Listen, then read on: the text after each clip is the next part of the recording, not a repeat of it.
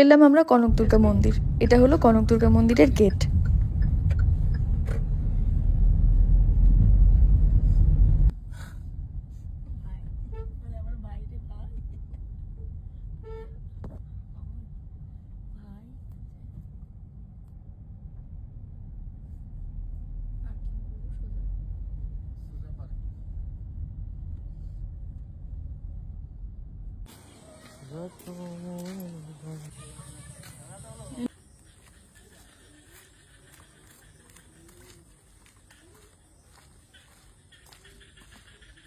এই কনক দুর্গা মন্দিরে আমরা ঢুকছি।